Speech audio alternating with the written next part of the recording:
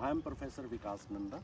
I am from Department of Food Engineering and Technology at Sant Longowal Institute of Engineering and Technology.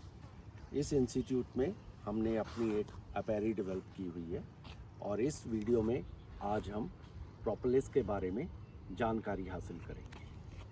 जैसा कि आप देख रहे हो, ये हाइव है और हाइव के ऊपर हमने एक रबड़ की शीट रखी हुई है और इस रबड़ की शीट में होल्स होते हैं और ये जो आप मटेरियल देख रहे हो जिससे ये होल्स कवर किए हुए हैं, इसको हम प्रोपोलिस बोलते हैं। ये प्रोपोलिस होता क्या है? Basically it is a resinous material जो बी कलेक्ट करती है डिफरेंट प्लांट्स से, उनके बर्ड्स से कलेक्ट करती है, उनके एक्सट्रूडेट से कलेक्ट करती है और उनकी बार्क से कलेक्ट करती है और इसको अपनी हाइंड लेग में जो पोलन बास्केट है उसमें लेके ये हाइव के अंदर आती है और हाइव में आके ये इसको वैक्स के साथ मिक्स करती है और इसमें थोड़ा सा पोलन भी पाया जाता है और इसमें एंजाइम्स भी होते हैं जो उसके बी के सलाइवा से आते हैं। तो ये जो रेजिनस मटेरियल है, इसमें कंपोजिशन में बहुत ज़्यादा वेरिएशन होती है। ये वेरिएशन इसलिए होती है क्योंकि बी इसको डिफरेंट प्लांट से कलेक्ट करती है, तो डिफरेंट जोग्राफिकल एरिया में आपको डिफरेंट तरह का प्रोपेलिस मिलता है।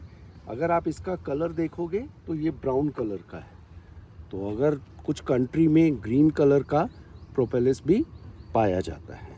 वो डिपेंड करेगा कि ये किस प्लांट से इसको कलेक्ट करती है। तो ये जो रेजिनस मटेरियल है, इसमें 50% तो रेजिन होता है, 30% वैक्स होता है, 5% के करीब पोलन होता है। ये रेजिनस मटेरियल की एंटी माइक्रोबियल प्रॉपर्टीज़ होती हैं और ये एंटी माइक्रोबियल प्रॉपर्टीज़ बेसिकली इसमें फ्लेवोनाइड एंड फिनोलिक कंपाउंड्स के कारण होती हैं और डिफरेंट रेजिन्स हैं, डिफरेंट प्लांट से हैं, तो नेचुरली उसके फ्लेवोनाइड की कंपोजिशन में भी वेरिएशन होगी। और ये बी कलेक्ट क्यों करती है? तो अगर हम इसको इस तरह समझें कि ये घर की छत है, अगर इस छत के ऊपर क्रैक्स हो जाएं तो इसके अंदर लाइट भी जाएगी, इसके अंदर बारिश भी जाएगी और एयर फ्लो भी होगा। तो इन सब चीज़ों को कंट्रोल करने के लिए बी जो है इस क्रैक्स को फिल करती है इस रेजिनस मटेरियल के साथ। और ये क्रैक्स इसलिए फिल किए जाते हैं ताकि अगर किसी भी तरह का टेम्परेचर में वेरिएशन आ जाए, एयर फ्लो में वेरिएशन आ जाए या ह्यूमिडिटी में वेरिएशन आ जाए तो वो हाइव को एडवर्सली इफ़ेक्ट करते हैं। तो उन सारी कंडीशंस को कंट्रोल करने के लिए बी इन ये जो क्रैक्स हैं इनको फिल करती है रेजिनस मटेरियल के साथ। और सपोज़ अब इसके अंदर अगर कोई प्रेडेटर चला जाए हाइव के अंदर जो साइज़ में बड़ा हो और बी उसको किसी तरह बाहर नहीं लेके आ सकती, तो वो उसको भी प्रोपेलिस से कवर कर देती है ताकि किसी तरह की डिजीज़ जो है वो हाइव में स्प्रेड ना की जाए। अब इसको हम यूज़ कैसे करते हैं उस प्रोपेलिस को?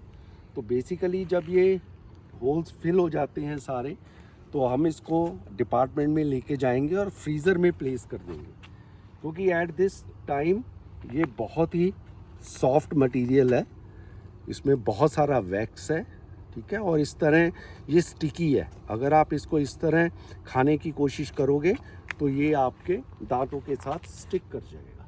तो इसको हम फ्रीज़र में रखेंगे और जब ये पूरी तरह सॉलिडिफाई हो जाएगा तो इस शीट को हम इस तरह बेंड करके इसको मटेरियल को निकाल देंगे। फिर हम इसको ग्राइंड करते हैं और इसको स्मॉल पार्टिकल पाउडर में कन्वर्ट कर लेते हैं। उस मटेरियल से फिर हम टिंचर जैसे प्रोडक्ट्स को डेवलप करते हैं। इसकी ह्यूज माइक्रोबियल प्रॉपर्टीज़ हैं और बेसिकली वो ह्यूज एंटी माइक्रोबियल प्रॉपर्टीज़ हैं और वो इसलिए हैं क्योंकि इसमें फ्लेवोनॉइड और फिनोलिक कंपाउंड्स। तो ये है information about the propolis.